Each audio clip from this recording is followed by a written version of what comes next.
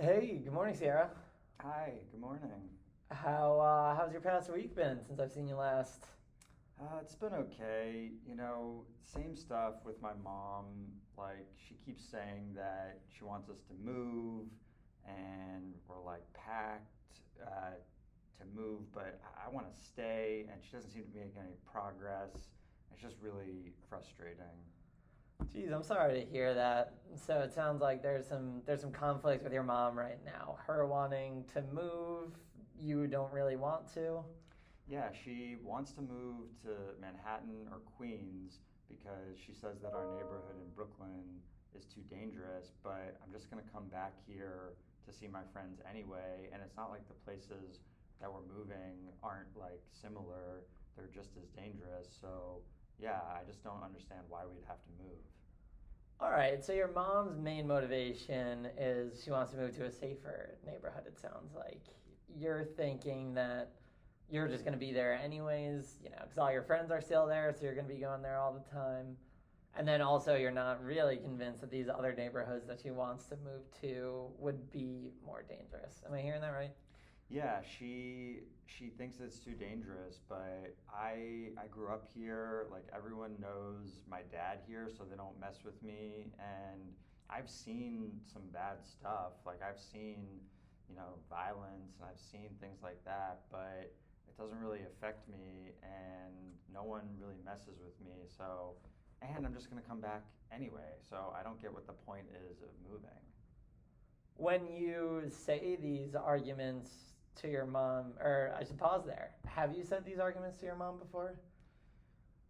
She knows that I don't want to move. She knows that I'll just come back here and be with my friends anyway and see my sister because my sister lives pretty close to us, but she doesn't really listen to me. She just wants to control me, and she doesn't really like let me have my independence. I think I should have more independence as a person, but she doesn't really listen. She doesn't really care what I think. All right, yeah, I'm sorry to hear that. That's tough feeling like your mom's not really able to fully hear what you're saying. Yeah, I just think that my sister is older, but she gets to do what she wants. I know I'm young, I'm only 14, but I feel like I deserve to be treated just like her. Yeah. How have you tried to communicate these wants to your mom in the past? I guess that, I am pretty independent. I do like hang out in the neighborhood with my friends. Like she sees that and she knows that um, I've stayed safe. I think it all, like we've talked about, kind of goes back to there's some frustration there because after my dad died, she moved on so quickly that I haven't really, I don't know, our relationship hasn't really been the same. She was always a little jealous that I was closer to my dad, and yeah. So I'm hearing that. So you think based on your actions, you've kind of proved that you can hold your own in the neighborhood. It is safe. There haven't been any problems. But that's more how you're communicating with your mom through those actions. You haven't necessarily said anything to her, have you? Yeah, maybe that might be right. I sometimes try to talk to her, but you know how mothers are. Like it's her way or the highway. Like I don't get to like if she's mad at me or she says something, I can't present my case. It's just her way. All right, so you've tried to bring it up in oblique ways, kind of roundabout ways, but it's kind of tough. Is you don't really get the sense that your mom's being receptive. Is that right?